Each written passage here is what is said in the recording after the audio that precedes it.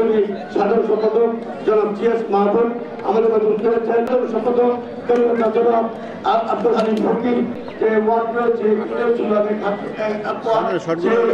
মহান নেতৃত্ব খালেদা জিয়ার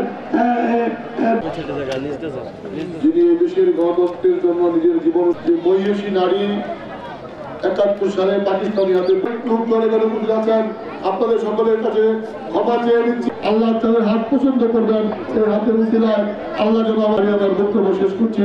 এখন দোয়া হবে, আপনারা সকলে দোয়া অংশ কথা হয় না।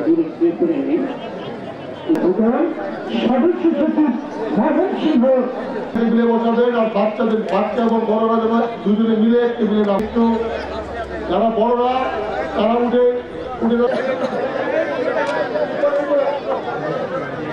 অনেক জায়গা আছে খালি, আপনারা পট বাড়ছে বাকি থাকবে।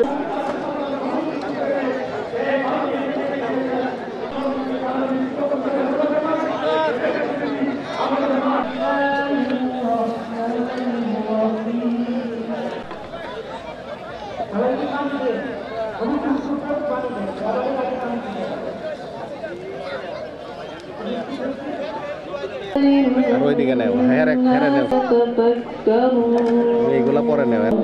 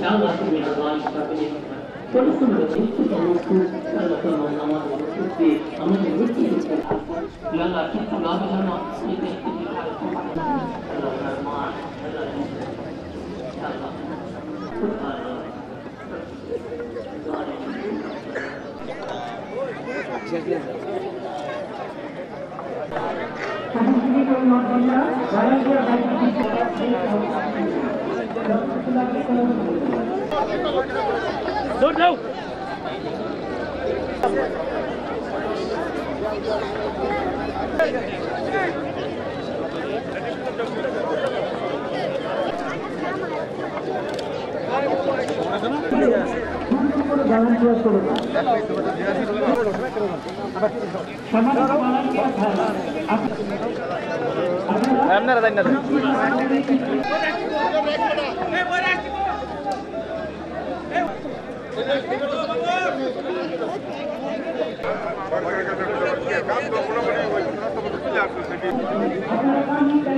আচ্ছা আচ্ছা আচ্ছা আচ্ছা, ওই যে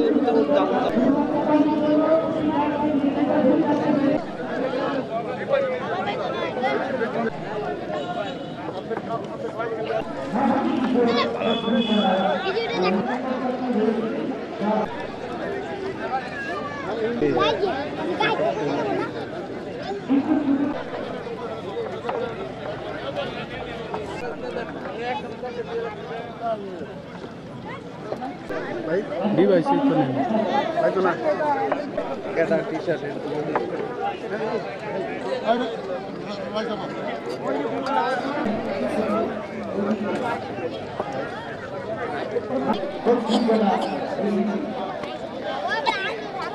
যাদেরকে আল্লাহ রাব্বুল আলামিন সবচেয়ে বেশি পছন্দ করেন, যাদেরকে কুরআনের পাখি বলা হয়, যাদের দুই হাত তুলে আল্লাহর কাছে কান্না করলে আল্লাহ হয়তো এই কান্না শুনবেন, আমাদের প্রিয় নেত্রী বেগম খালেদা জিয়াকে সুস্থ করে দিবেন।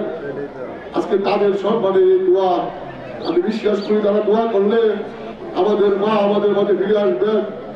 এই বাংলাদেশে যিনি বাংলাদেশের জন্য তিনি যুদ্ধ করেছেন, লড়াই করেছেন, সেই প্রিয় মাতৃভূমিতে তিনি আবার গণতন্ত্রের মানুষের ভোট অধিকার দেখে দিতে পারবেন।